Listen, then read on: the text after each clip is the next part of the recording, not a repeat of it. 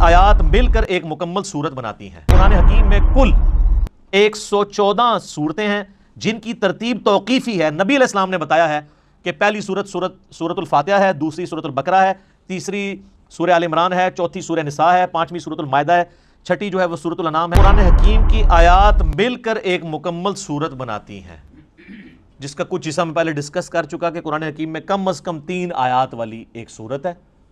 سورۃ الکوثر، سورۃ النصر اور بھی سورۃ العصر میں بھی 3 آیات ہی ہیں، کم سے کم 3، زیادہ سے زیادہ سب سے زیادہ سورۃ البقرہ میں 286۔ تو آیات مل کے مکمل صورت بناتی ہیں۔ بیسک یونٹ آیت اور اس کا مکمل جب خطبہ ہوتا ہے تو وہ صورت۔ قرآن حکیم میں کل 114 صورتیں ہیں جن کی ترتیب توقیفی ہے۔ نبی علیہ السلام نے بتایا ہے کہ پہلی سورۃ الفاتحہ ہے، دوسری سورۃ البقرہ ہے، تیسری سورہ آل عمران ہے، چوتھی سورہ نساء ہے، پانچویں سورۃ المائدہ ہے، چھٹی جو ہے وہ سورۃ الانعام ہے۔ آنورڈ کرتے کرتے 12 نمبر سورۃ الاخلاص ہے، 113 سورۃ الفلق ہے اور 114 سورۃ الناس ہے۔ یہ ساری کی ساری ترتیب اس کی صورتوں کی یہ توقیفی ہے، نبی علیہ السلام کے بتانے پر موقوف ہے اور وہ وحی کے ذریعے بتائی گئی ہے۔ اور بخاری مسلم میں آتا ہے، صحابہ اکرام کہتے ہیں نبی علیہ السلام کے ساتھ حضرت جبرائیل دورہ قرآن کیا کرتے تھے۔ صحابہ نے نہیں دیکھا، نبی علیہ السلام کے بتانے پہ کہ نبی علیہ السلام نے بتایا کہ جبرائیل علیہ السلام میرے ساتھ ہر سال آ کے جو ہے وہ دورہ قرآن، جتنا قرآن نازل ہوتا تھا اس کو رپیٹ کرواتے تھے، اور جس سال آپ کی وفات ہوئی اس سال 2 دفعہ رپیٹ کیا رمضان میں، اور اسی سے آپ علیہ السلام کو پتہ چل گیا کہ اب اگلے سال میں زندہ نہیں رہوں گا۔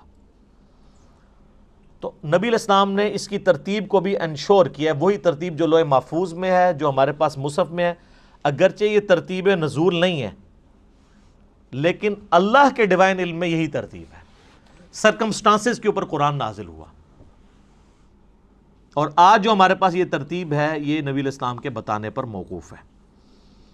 قرآن حکیم کل 5 طرح کے ٹاپکس کی کیٹیگری میں فال کرتا ہے، اگر بڑی بڑی کیٹیگریز بنائی جائیں۔ اس کے اوپر پوری ایک کتاب لکھی ہے شاہ ولی اللہ دہلوی نے، الفوز الکبیر فی اصول التفسیر، اللہ کا بہت بڑا کرم، کامیابی اللہ کی طرف سے اصول تفسیر کے اوپر۔ اس میں انہوں نے یہ دعویٰ کیا ہے کہ اللہ تعالیٰ نے مجھ پہ یہ حقیقت کھولی ہے کہ قرآن حکیم کی آیات 5 طرح کی کیٹیگریز میں فال کرتی ہے۔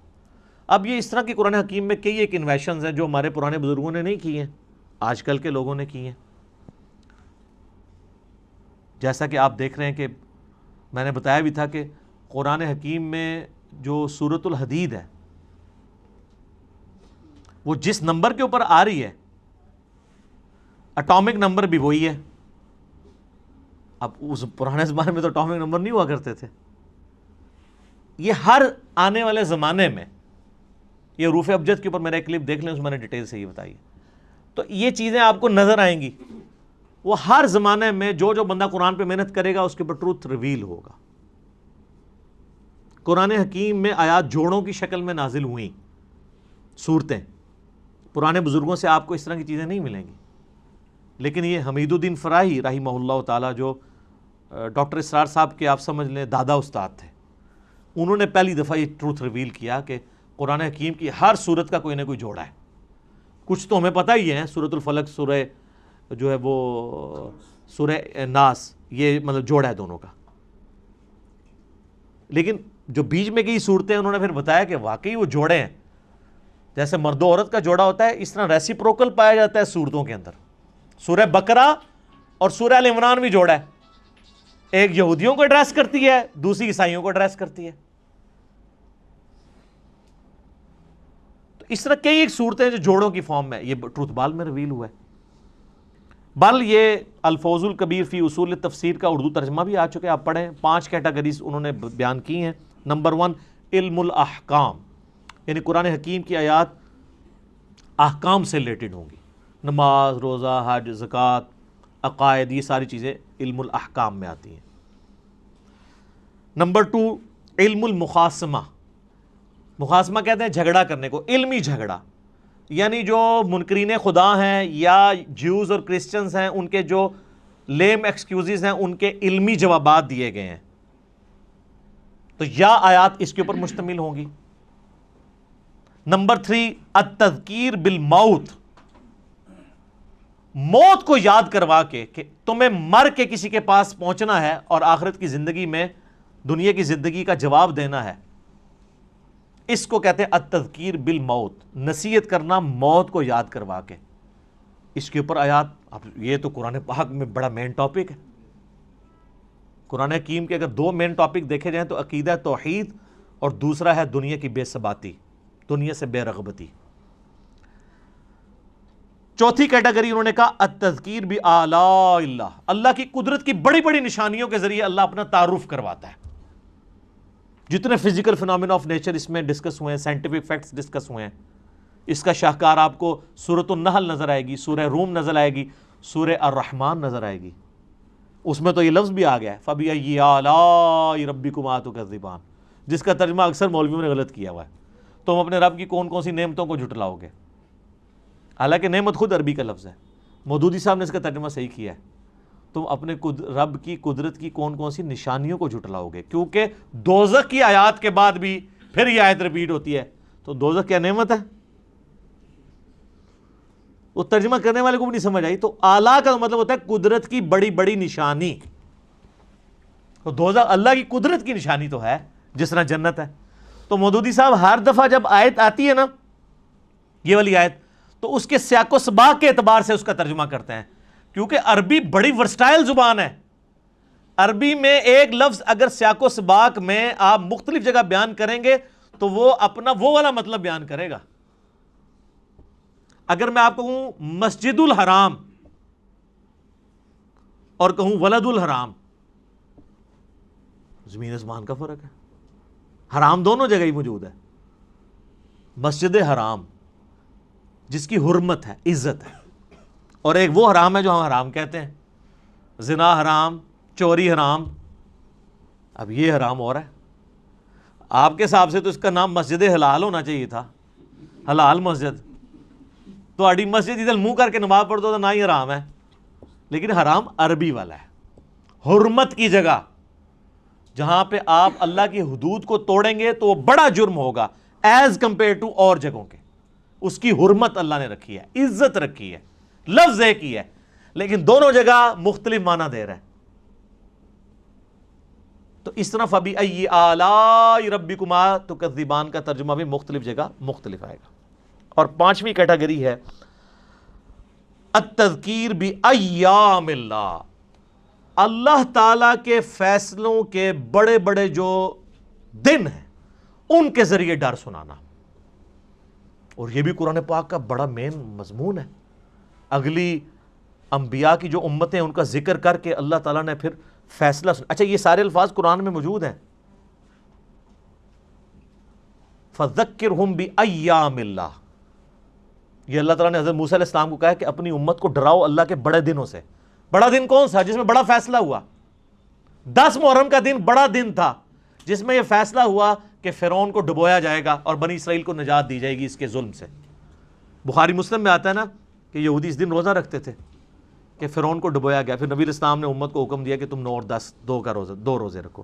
اس پہ ڈیٹیل میرا کلپ موجود ہے، آج میں اس کی طرف نہیں جاتا۔ قوم عاد جس دن ہلاک ہوئی وہ اللہ کی قدرت کی یعنی آپ ایگزیکیوشن کا ایک بہت بڑا دن ہے۔ ہماری امت میں فتح مکہ کا دن ایام اللہ میں سے ہے، غزوہ بدر کا دن ایام اللہ ہے، اللہ کے فیصلے کا دن ہے۔ اللہ نے کہا، یہ کہتے تھے نا فرقان ہوگا، یہ ابو جہل نے کہا تھا کہ یہ حق اور باطل میں فرق کرنے والا دن ہوگا۔ اللہ نے کہا تم نے فرقان بولا تھا، لے پھر میں اس دن کو فرقان بنا دیتا ہوں کہ نہتے مسلمانوں سے تم لیس ہوئے کافروں کو، جنگجو کافروں کو مرواؤں گا۔ غیبی مدد کے ساتھ ہوا نا۔ تو یہ اللہ کی قدرت کے بڑے بڑے دن یہ اگلی امتوں میں بھی گزرے ہیں، قوم سمود، قوم عاد، قوم نوح کی تباہی کے دن ایام اللہ تھے۔ تو یہ 5 کیٹیگریز بنی۔ اب آپ قرآن کی کوئی آیت نکالیں، میں کوئی آیت بھی پڑھوں، آپ خود مجھے بتا دیں گے کہ یہ فلاں کیٹیگری میں فال کرتی ہے۔ اگر میں کہوں ان اللہ و ملائکتہ یصلون علی النبی یا ایھا الذین آمنوا صلوا علیہ وسلموا تسلیما اللہم صلی علی محمد وعلی آل محمد، یہ آیت کس کیٹیگری میں فال کرتی ہے؟ تو آپ کہیں گے یہ علم الاحکام والی کیٹیگری میں فال کرتی ہے، کیونکہ اس میں حکم آیا دروشی پڑھنے کا۔ تو آپ یہ خود ڈیفائن کر سکتے ہیں، کوئی بھی آیت آپ کنسیڈر کریں گے آپ فوراً پہنچ جائیں گے یار یہ آیت فلاں کیٹیگری میں فال کرے گی۔ افلا یعلم اذا بعثر ما فی القبور وحصل ما فی الصدور، کتنا ان آیات کے اندر زور ہے۔ یہ التذکیر بالموت ہے کہ مرنے کے پاس تمہیں بعد اپنے رب کے حضور پیش ہونا ہے، اس کیٹیگری میں فال کرتی ہے۔ اور اسی طریقے سے آپ سورہ رحمان شروع کریں، اللہ کی قدرت کی نشانیاں۔ سورۃ النحل میں اللہ تعالیٰ نے کہا ہم نے شہد کی مکھی کے اوپر بھی یہ وحی کی ہے، اور اس کو ہم نے راستے دکھائے ہیں کہ پھولوں کا رس چوس، اور یہ سب کچھ اس طرح کی جتنی چیزیں ہیں۔ سورۃ البقرہ میں آیا آسمان سے بارش کا برسنا، زمین سے سبزے کا نکلنا، یہ آیات جتنی ہیں کس کیٹیگری میں فال کرتی ہیں؟ التذکیر بآلاء اللہ، اللہ کی قدرت کی بڑی بڑی نشانی ہے۔ اور اس طریقے سے سورہ المائدہ کے اندر، سورہ نساء کے اندر، سورۃ البقرہ کے اندر اللہ تعالیٰ جو کرسچنز کو، جوز کو جواب دیتا ہے۔ سورہ مائدہ میں اللہ تعالیٰ فرماتا ہے نا کہ عیسیٰ کی مثال تو اللہ کے ہاں آدم کی سی ہے، آدم کو تو تم بھی اللہ کا بندہ ہی مانتے ہو، حالانکہ اس کی تو نہ ماں تھی نہ باپ۔ عیسیٰ کا باپ نہیں تھا تو اس کو تم نے خدا بنا لیا، جس کی ماں بھی نہیں تھی باپ بھی نہیں تھا اس کو تو تم بھی بندہ مان رہے ہو۔ اب یہ مخاصمہ کیا نا، جھگڑا کیا علمی، جس کو میں اینٹی وینم پھکی والی بات کرتا ہوں، الزامی جواب، یہ علم المخاصمہ ہے۔